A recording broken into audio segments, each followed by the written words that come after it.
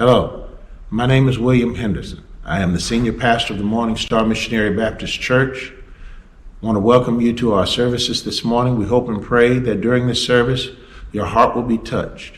Something will be said that will impact you for Christ. And if you're lost, you will know what it means to be saved and will choose to accept Christ as your personal Savior. Please consider coming out to visit us once we're able to reopen safely.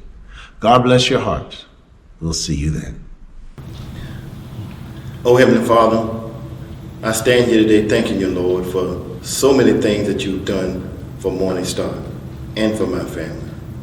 I just want to thank you, Lord, because truly, Lord, in these times, if it had not been for you, Lord, where would we be?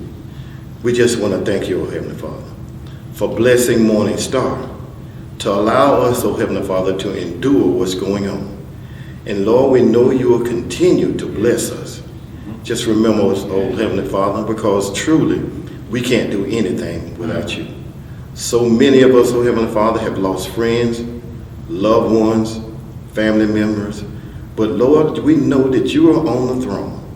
And Lord, it may be confusing to some of us, but we know, Lord, there is a method to what you are doing. We just need to heed to whatever it is you would have us to do. And Lord, when it's all over, Lord, just remember, Morning Star is always would be the church that would worship you. And Lord, remember me and my family as we also struggle through this. Bless us all, Lord, because truly, without you, we can do nothing. Yes. These things I ask in the mighty name of Jesus. Amen. Amen. Let us turn in our Bibles to Romans chapter 1. I want to read for your hearing verse number 18. Romans chapter 1, verse 18. Reading from the King James Version of the Bible, this is what it says. For the wrath of God is revealed from heaven against all ungodliness and unrighteousness of men who hold the truth in unrighteousness. Amen. For a subject today, I want to preach along our church theme. I want to talk about an uncertain sound in the church. An uncertain sound in the church. There it is. Do you hear it? Listen. There it is again. Did you hear it? It's an uncertain sound, and it's coming from within the church. If I had to describe the sound, I would describe it using this word: silence.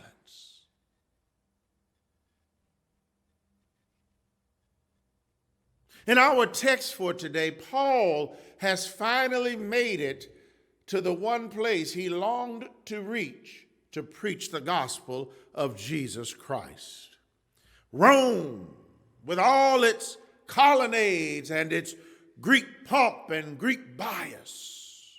Rome, the bastion of sin and revelry, impropriety and injustice during Paul's day.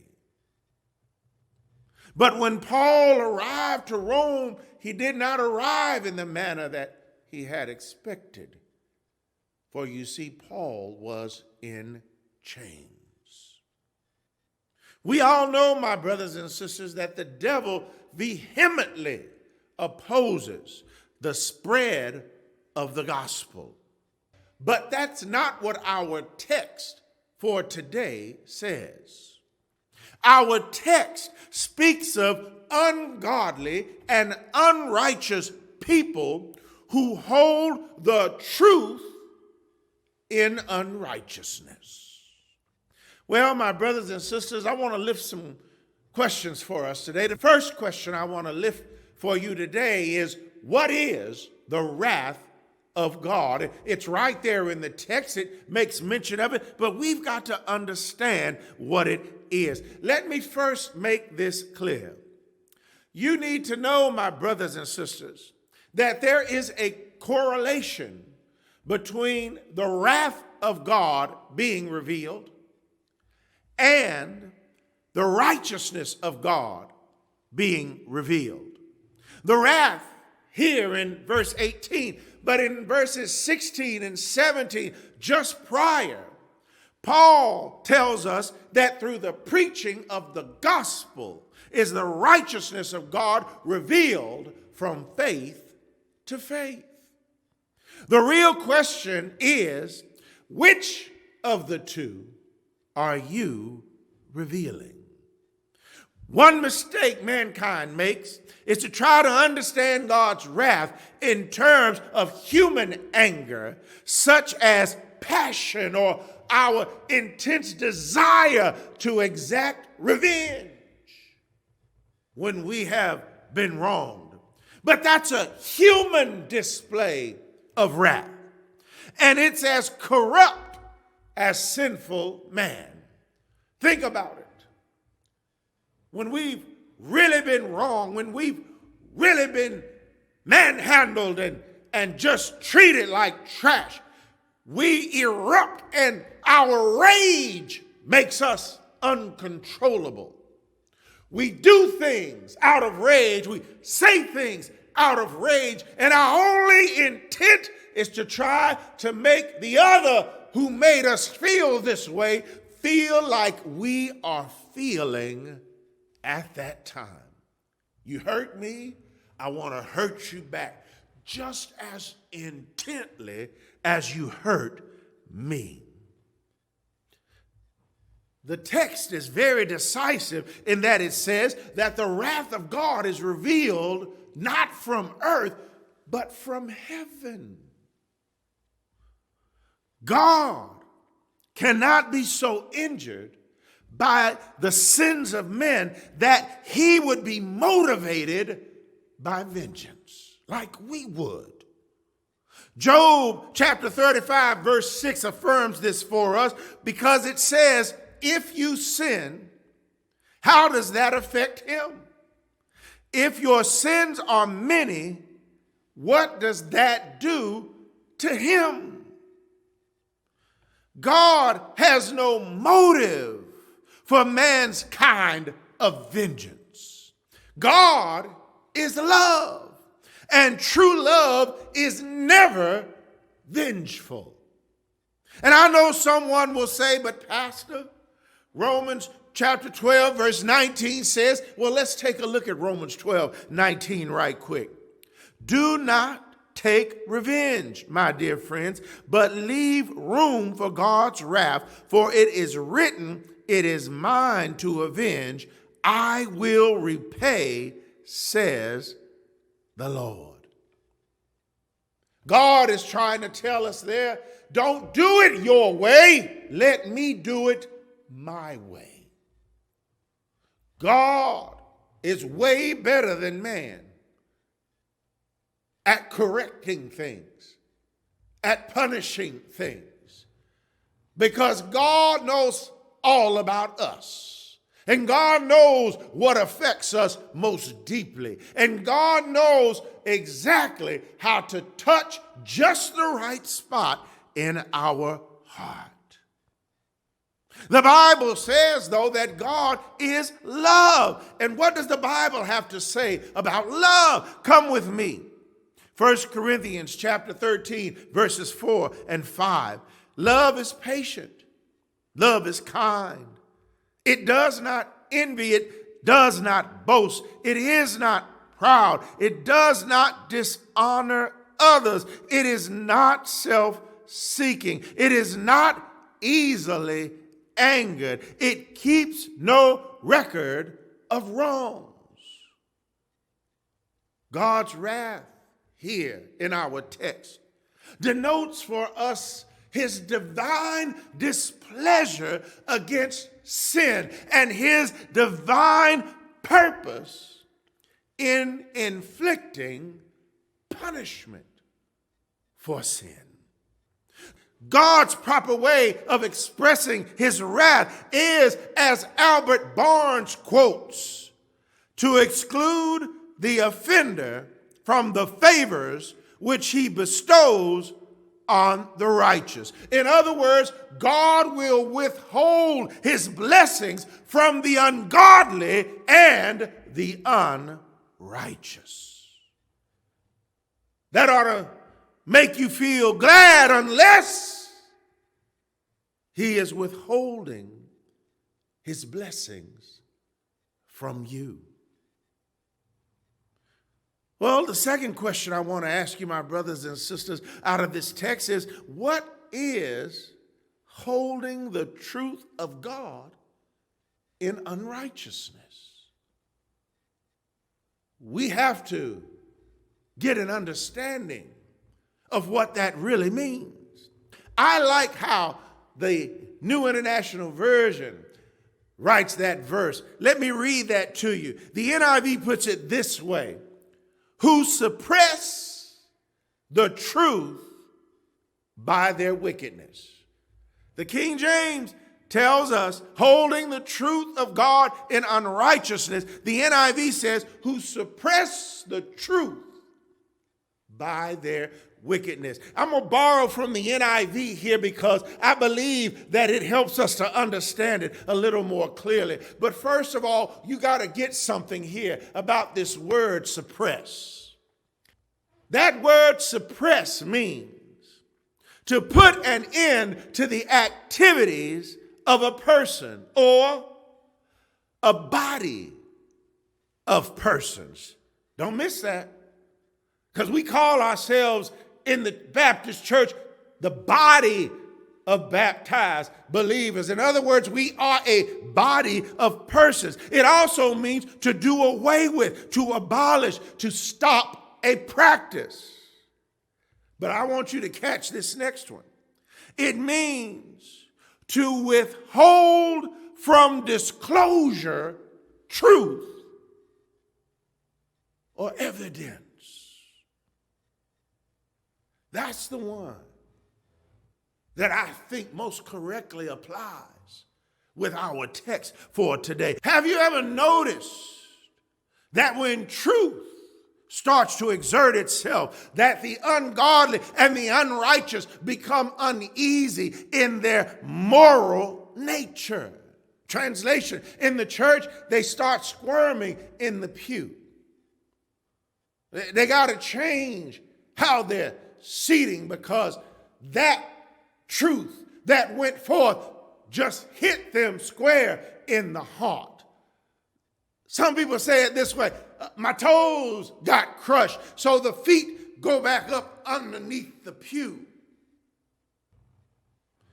Irregardless of how we respond to it when it hits us, the response then of the unrighteous, of the ungodly, is that they must abolish it, the truth. They must do away with it, the truth. They must suppress it. Why? Because man loved darkness rather than light, because his deeds were evil. But the NIV text tells us, catch this, they suppress the truth by their wickedness. Don't miss that word by. That changes and increases our understanding for what the text is really trying to tell us here. They have heard the truth, but they were unwilling to retain its knowledge. You heard it, but you left it in the church when you left church. You didn't want to take it with you. Why? Because it directly confronted you. They chose instead to exclude the knowledge that they might give sanction to their lusts. I don't want that, because that word condemns me for what I'm doing, but I really enjoy what it is I'm doing. So that's why I can go to church on Sunday. I only hear what I want to hear. I don't listen to everything. When he starts convicting me, I tune out. so that when church is over, I can walk back out the door and go back to the lifestyle that I had always been living and that I love. But you got to know, my brothers and sisters, that because they did this, they retained little knowledge of the Holy God. Hear me well. Hear me well. What is it that the Bible tells us to do? Take my yoke upon you and learn of me, for I am meek and lowly in heart. But we don't want to take the yoke upon us because we don't want to learn of him, because somehow, somewhere, something stuck it in our head that if I don't know truth, I won't be held accountable for what I do when I didn't know that it was wrong. But you will also be held accountable because he told us, study to show yourself approved unto God, a workman which needeth not to be ashamed, rightly dividing the word of truth. Are you beginning to see it now? Men of influence and wealth employ the same to directly oppose the gospel. I'm not just talking about them out there in the world. I'm talking about them in the church. We resist the doctrines of religion that we might hold on to our sins, and thereby we do not spread the gospel. Pride, vanity, lust for power, the love of the world, these things resist the gospel and oppose its advances. Corrupt business practices that advance one's greed but fail in delivering honesty and integrity. And let us not forget the indulgence of our passions. I'm talking about our flesh, which many in the church struggle against today. But remember, I'm not just talking about the unsaved. I'm talking about the professing Christian. And because of us holding the truth and ungodliness and unrighteousness, because of us suppressing the truth in wickedness, the world says of the church, we see no difference between the saved and the unsaved. My brothers and sisters, that's immensely troubling. Are you a church when there is no difference between those who say they're saved and them that are in the world that know they ain't saved? Silence.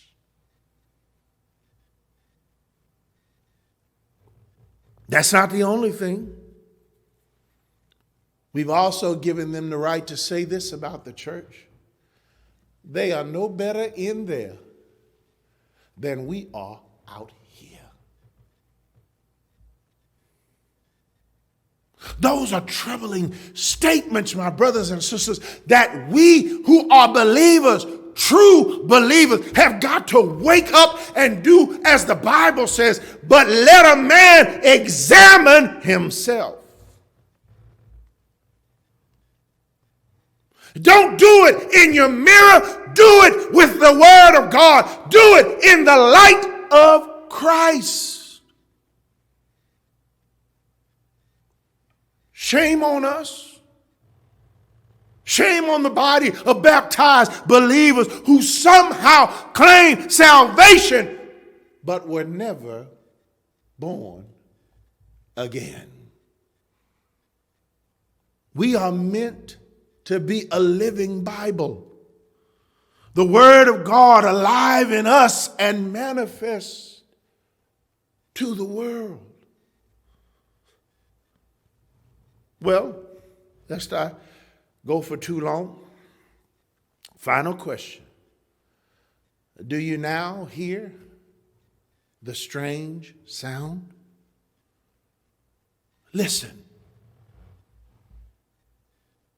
Do you hear it? I do. The silence. You've got to hear it because it's deafening. It's so loud that it will make your ears hurt. We won't say amen. We won't say glory to God. We won't say speak Holy Spirit. We won't say hallelujah in church no more. We're too afraid of what somebody might say about us because of our living wickedly. That's how he does it. That's how Satan does it. He makes us fear that our truth might get out and cancel what the church thinks of us. My brothers and sisters, Christ did not die to make you fear your sins. Let me say that again. Christ did not die to make you fear your sins. He died to set you free from the penalty of your sins, from the burden of your sins, from the power of your sins. 1 John chapter 4 verse 4 says, ye are of God, little children, and have overcome them, because greater is he that is in you than he that is in the world. Something must overcome the silence, and that something, my brothers and sisters, is us. We were once lost in our sins, groping about in the darkness, but Jesus brought us into the marvelous light of the gospel of Christ. We have been redeemed. We have been bought. Our debt has been paid off. Put off your old self with its practices. Put off your former conversations. You have been redeemed. And as the Bible says in Psalm 107, verse number 2, let the redeemed of the Lord say so.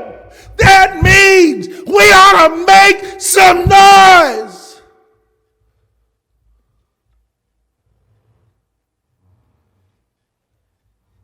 There shouldn't be silence.